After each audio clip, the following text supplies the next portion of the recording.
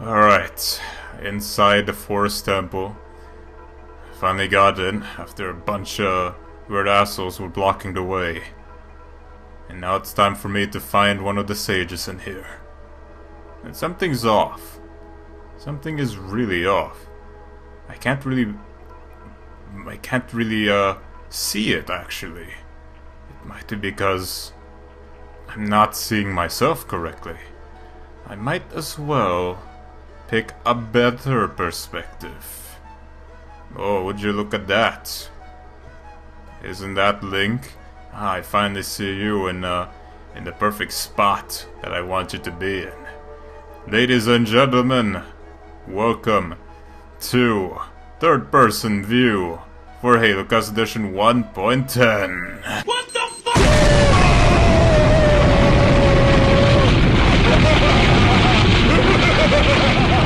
So, what the hell is this now? So, the third person view mod has been around for 1.10 for a long while. 4 years in fact. But it has come to my attention that not a lot of people have heard of it. So I'm gonna do a tutorial video especially for it, just like I did a couple of times with HAC2 and other stuff. So this third person mod is quite fascinating, because you can do a lot of crazy stuff with it.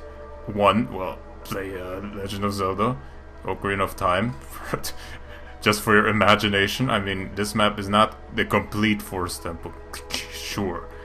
But hey, in this very map, specifically if you do it on first person view with the HUD, you'd have the problem that you have the sword, but you can't really see what you're doing with it. I'm clicking the mouse button to infinity here, and stuff is coming, alright. Well, you don't see it until you actually see it. So in this case, I would like it better without the HUD though.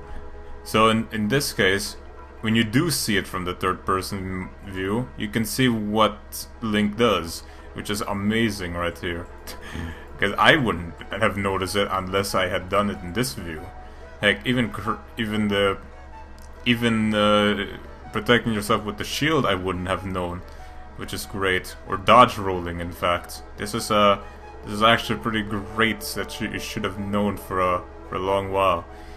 So this third person mod is exactly what it does. It shows your character in third person view, and not only that, you can also adjust where the damn camera goes. Like a little bit to the right, or a little bit to the, well, back to the center, or just go above the character, or back to position 0. There's a lot of combinations on this thing. And I'm trying to figure, there it is. You can even move closer to your character. I don't know why you want to do that. I mean, you could try doing it this way and look at yourself. Great doorbells. So to further the details, let's go ahead and switch to desktop mode, where you can see this thing in action. Here, the window with the third person mod, you can see the options that you can do with this thing. This has a field of view as well, but really you don't need it. This is not the feature you want it to do. The third person view is what you want to do with it. The NP stands for numpad, which is gonna give you ideas on what to do here. So going back into the game, you can of course press the numpad 5 button to close the damn thing, and as well turn it back on. The NP 1 and 3 is in and out, just as such. NP 8 and 2, which is above and at the bottom of 5. Now you can get an easier view with that. You can move up and down with it. And exactly the same way with 4 and 6, also next to 5, you can go left and right. It's that simple. And you can use the sliders here to move about. If you're not a fan of using the numpads, which is exactly great. And another thing would be compatibility. So I am using HAC2, Chimera and open source at the same time with the third person view mod. So I can say without a doubt that they actually work with this thing together. So no complications there. However, out of my testing things, timing, when you have open source Halo on and you turn the third person mod on, it will crash your game. You can prevent this by starting the third person view mod before you start Halo. Another thing to note is that always, and I mean always, start Halo C as an admin for this to work. Of course, as well as the third person view mod is also locked for me as an admin, so that you damn sure know that you won't do anything wrong with this.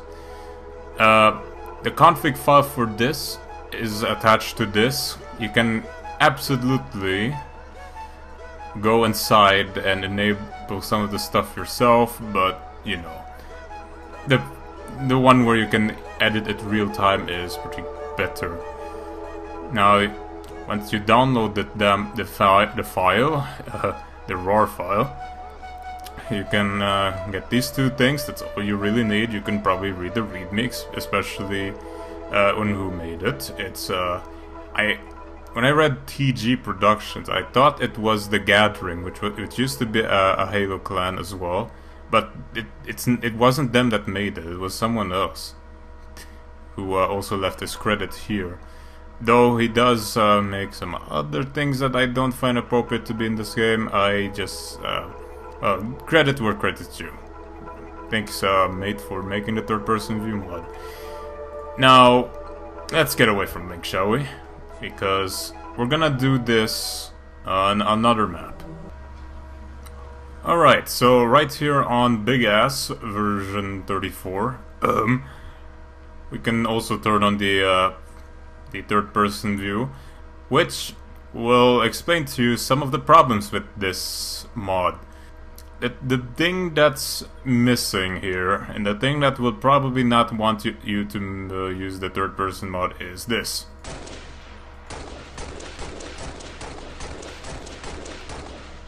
It will not shoot at the reticle you're pointing at, or you're aiming at. I mean, you can subside this. And here's another problem. So the absolute middle of the crosshair is in your head. You can try and go ahead and go up, but the same problem occurs as you shoot at the bottom of this. The only way to really get around this is to remember where you're actually aiming at. So basically at the very left of the crosshair.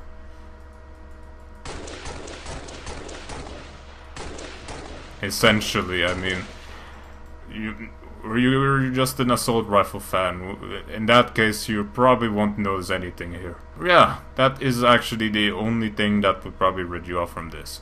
A second point that I've seen people commenting on this is the weird phantom imagery that you get when you're using this mod. Specifically the way the biped moves, tuck tuck tuck tuck tuck, you know that.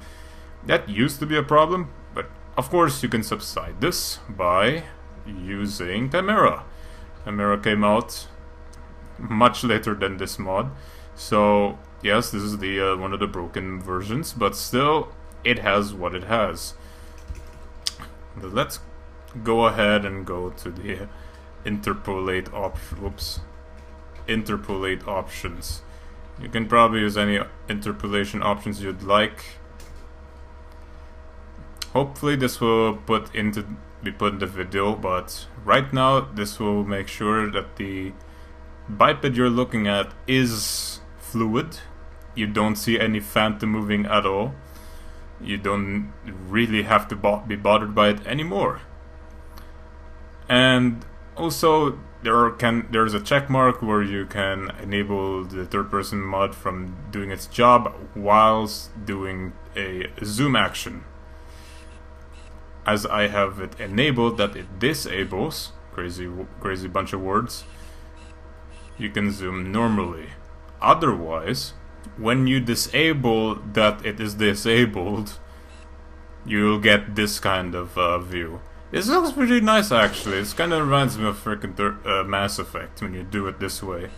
While the third person mod is viewing at this spot. Pretty great actually. But everyone has their own tastes, right? The same can be said with vehicles. When you have the third person mod on with this, aka you tick the box that it does not that it disables, but in this case I did not tick the box that it disables it, you'll get some funky views with it. Exactly as such. So ticking the box will get you back to normal Halo gameplay when you're in a vehicle, which is pretty good. Pretty handy, I might say. An important note here is how FOV is being handled with this third-person view mod. So for whatever reason, HAC2's FOV function does not work anymore. You can do whatever you want to it, it won't change a damn thing. The only way to go around this, as usual, is 1. You can use the open source field of view, which works. Whoa. I didn't know that. You can go below a certain FOV point and you go back to first person. Maybe that's why some people reported it's not working for them, because they play at an FOV of under 60. God damn.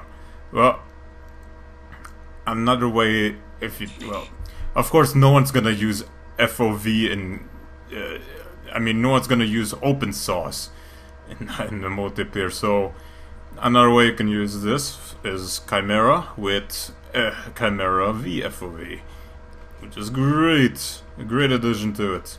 You can absolutely change it however you like it, and yeah, this looks fine too. By changing I mean like, I don't know, 90 and then stuff happens. Of course the VFOV is the vertical FOV, which is the up and down stuff. So you can change that as well. It also affects the normal FOV rate. Pretty great. So that's one thing to note about. But anyways, I hope you understood what this third person mod is, and I hope that it works for your side. Otherwise, you can just go in the comment section, just post that you're having exception datas or whatnot. Someone might help you. I don't have any other troubleshoot answers for you. I have Windows 10, 64-bit, Home Edition, blah blah blah. The normal bunch working on all of this. So really, that's the one condition. I mean, I've tried this third-person view mod on Windows 7, 64-bit, so maybe that will work for your case too. So anyways, leave your comments if you have problems. Someone might answer them, maybe someone will not, but who knows. I hope you can enjoy what I'm enjoying with this thing as well.